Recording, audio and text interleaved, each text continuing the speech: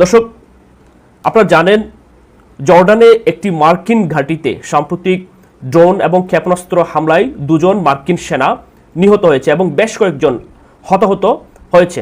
এই হতাহত হওয়ার পর যুক্তরাষ্ট্রের অভ্যন্তরীণ রাজনৈতিক এবং সামরিক নীতিতে বড় ধরনের একটি তোলপাড় শুরু হয়েছে। এই ঘটনার পরপরই মার্কিন ইউএস কংগ্রেসের একাধিক প্রভাবশালী সদস্য এই নীতি নির্ধারক প্রেসিডেন্ট ডোনাল্ড ট্রাম্পের প্রশাসনের উপর তীব্র চাপ সৃষ্টি করছে, যাতে মধ্যপ্রাচ্যের এই ঝুঁকিপূর্ণ যুদ্ধক্ষেত্রগুলো থেকে সমস্ত মার্কিন সৈন্যকে সরিয়ে নিয়ে অবিলম্বে নিরাপদ স্থানে সরিয়ে নেওয়ার এবং প্রত্যাহার করার দাবি জানানো হচ্ছে, যেটাকে ইভ্যাকুয়েট বলা হচ্ছে। কংগ্রেসের যুক্তি এবং অভ্যন্তরীণ চাপ, এটা হচ্ছে নন ইন্টারভেনশনিস্ট কিছু গ্রুপ থাকে যুক্তরাষ্ট্রের, নন ইন্টারভেনশন অর্থাৎ যুদ্ধবিরোধী বাস্তববাদী কিছু গ্রুপ থাকে, যেগুলো হচ্ছে যুক্তরাষ্ট্র এবং ইসরায়েলের যে পলিসি তাদের এগেনস্টে তারা কাজ করে।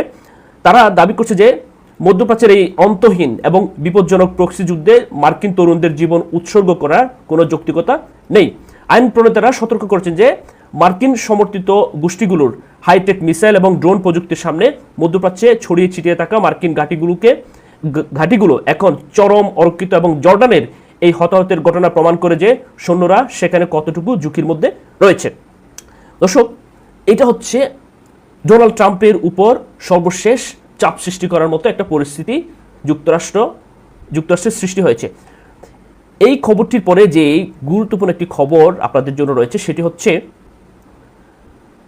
মার্কিন আকাশ প্রতিরক্ষা ব্যবস্থা। যুক্তরাষ্ট্রের যে এয়ার ডিফেন্স সিস্টেম রয়েছে মধ্যপ্রাচ্যে, দিনের পর দিন সেটি দুর্বল হয়ে পড়ছে এবং ইরানের ক্ষেপণাস্ত্রগুলো এমন কৌশল আয়ত্ত করতে শুরু করছে যার মাধ্যমে যুক্তরাষ্ট্রের যে air defence system Patriot, third, তারপরে অ্যারো, তারপরে যুক্তরাষ্ট্রের যত ধরনের এয়ার ডিফেন্স সিস্টেম রয়েছে সেগুলোকে অনেকটা পরাস্ত করার কৌশল ইরান ইতিমধ্যে আয়ত্ত করে ফেলেছে বলে জানিয়েছে যুক্তরাষ্ট্রের একটি বিখ্যাত পত্রিকা দ্য ওয়াল স্ট্রিট জার্নাল।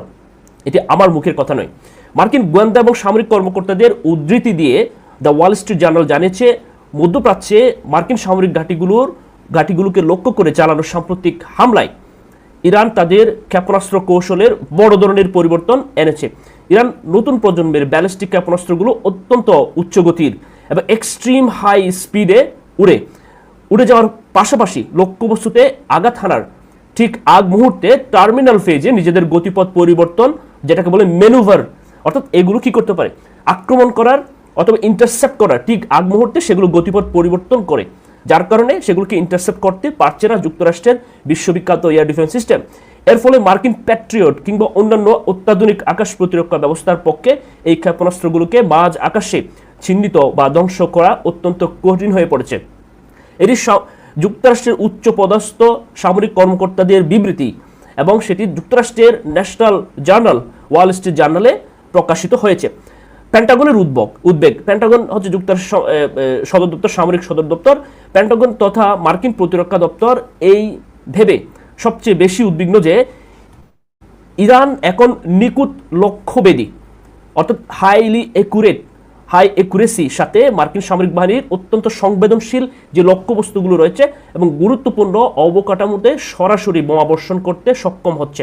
ফলে মার্কিন কর্মকর্তাদের শরীরহানি বা আঘাতপ্রাপ্ত হওয়া নিখুঁত নিশানার একটা টার্গেটে রূপান্তরিত হচ্ছে মার্কিন কর্মকর্তাদের ঘাঁটিগুলো, বাংকারগুলো এবং হ্যাঙ্গারগুলো, যেখানে যুক্তরাষ্ট্রের হাই ভ্যালু অ্যাসেট যেমন যুদ্ধবিমান, যেমন ব্ল্যাক হক হেলিকপ্টার, তারপরে তাদের ড্রোন অ্যাসেট, যুক্তরাষ্ট্রের পঞ্চম প্রজন্মের যুদ্ধবিমান F-16, F-15, তারপরে F-18 ইগল, এই ধরনের যুদ্ধবিমানগুলোকে সরাসরি এগুলোর হ্যাঙ্গারে আক্রমণ চালানোর সক্ষমতা দেখিয়েছে। এবং যুক্তরাষ্ট্রের হাই ভ্যালু যেই রাডারগুলো সেগুলো ইরান জর্ডানে পিনপয়েন্ট একুরেসিতে আক্রমণ করে ধ্বংস করে দিয়েছে।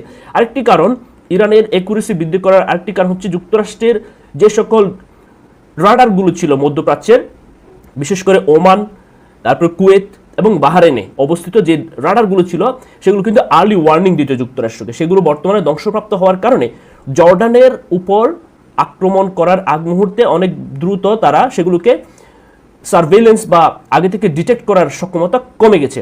তাই জর্ডানে যে সাম্প্রতিক হামলাগুলো হয়েছে সেগুলোর সফলতা ইরান অনেক বেশি পেয়েছে আগের থেকে। অর্থাৎ আগে থেকে জর্ডানে অনেক হামলা করেছে কিন্তু সেগুলোর সক্ষমতা বা সফলতা ইরান তেমন পায়নি। কিন্তু সাম্প্রতিক সময়ে সেই সফলতাটি তাদের কাছে ধরা দিয়েছে। দর্শক, ইরানের রেভলিউশনারি গার্ড কোর তাদের অপারেশন নাসর 2 এর আওতায় জর্ডান, কুয়েত এবং বাহরাইনে মার্কিন সামরিক অবস্থানগুলো লক্ষ্য করে খাইবার শেকান, জুলফিকার এবং ফাতা 110 এর মতো উন্নত প্রযুক্তির ব্যালিস্টিক মিসাইল বা ড্রোন ব্যবহার করেছে। মার্কিন সেন্ট্রাল কমান্ড পাল্টা হামলা চালালেও ইরানের এই নতুন অ্যাঙ্কুলার ম্যানুভারিং মিসাইল ট্যাকটিক্স মার্কিন সামরিক পরিকল্পনাবিদদের নতুন করে ভাবতে বাধ্য করছে। অর্থাৎ